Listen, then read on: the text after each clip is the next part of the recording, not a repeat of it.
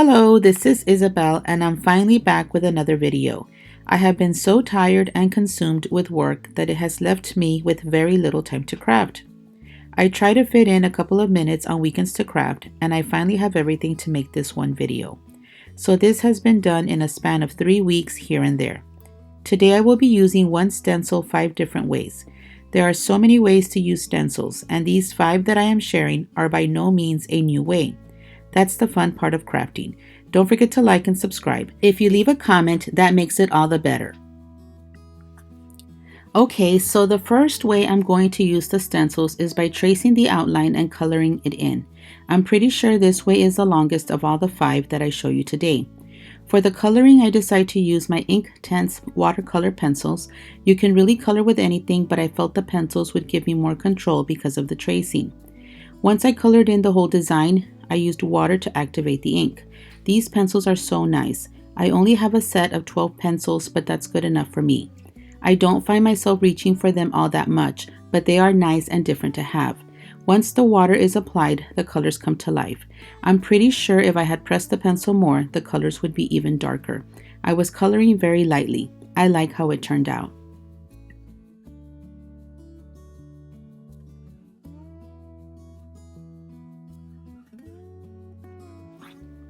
The second way I use this stencil is by using my watercolors.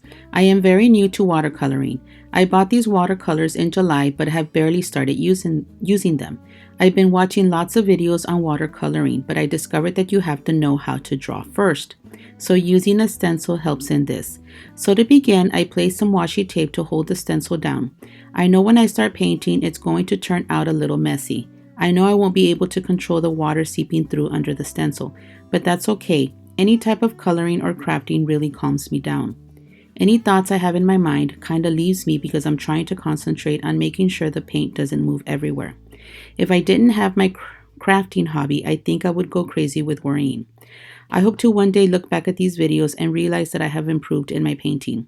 I really like how the one watercolor can have so many shades depending on how much paint is used on the brush or how wet the brush is.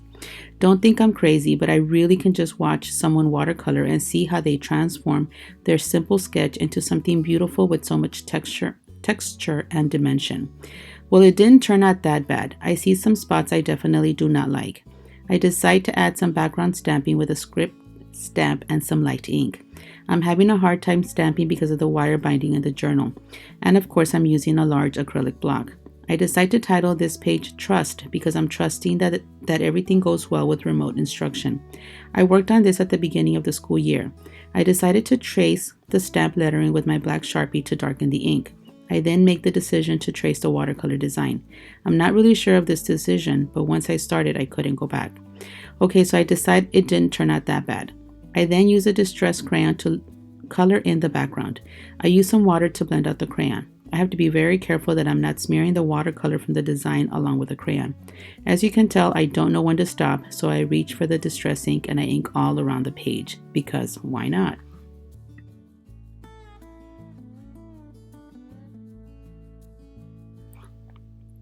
The third way I use my stencil is by using dye ink.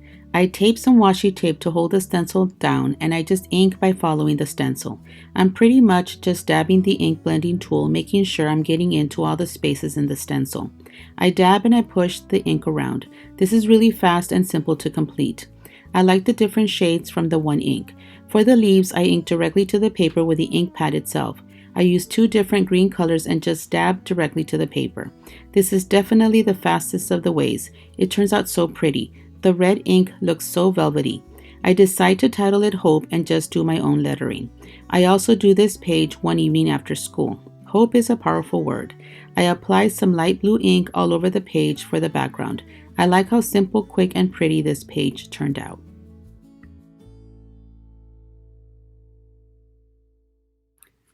The fourth way I use the stencil is with modeling paste. Notice that I did not clean the stencil. I'm hoping the paste gets tinted enough with the leftover ink. I just apply the paste with my bone folder. I did not have time to look for a palette knife. My crafting minutes have become so precious and few. I need to work fast when it comes to this hobby of mine. I don't have much experience with modeling paste. I've used it a few times with my art journal pages for texture with other smaller stencils.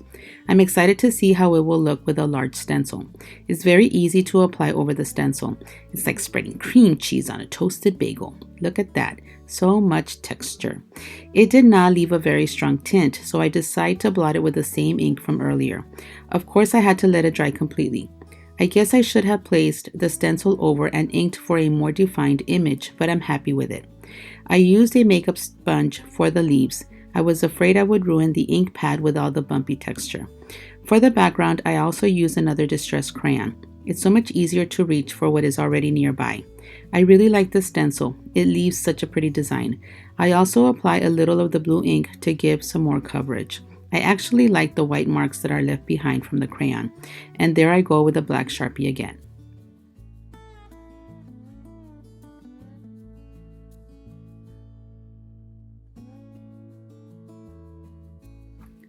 The last way I use the stencil is with glitter.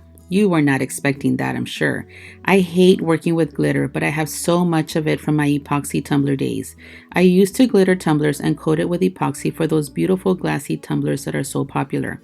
I found myself allergic to the resin. It would swell up my face really bad, so I was left with a lot of glitter, so I'm always looking for ways to use it up. I taped the stencil down and I grabbed some glue. I placed the glue and spread it with my finger, making sure to get into all the areas.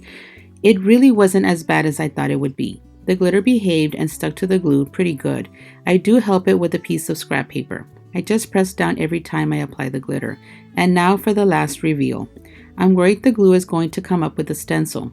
Well, the paper kind of got stuck with the stencil, so I definitely struggled removing the stencil. As you can tell, some of the paper gets torn, especially in the middle of the design. I do spray some sealer on the glitter to prevent it from going everywhere.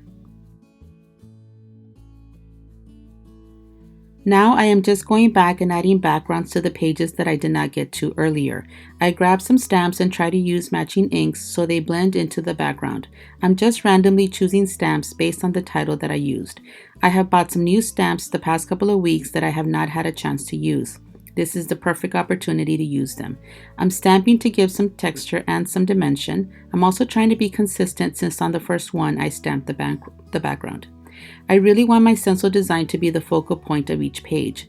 I'm not sure which one turned out to be my favorite. I do know that I turned out loving the stencil.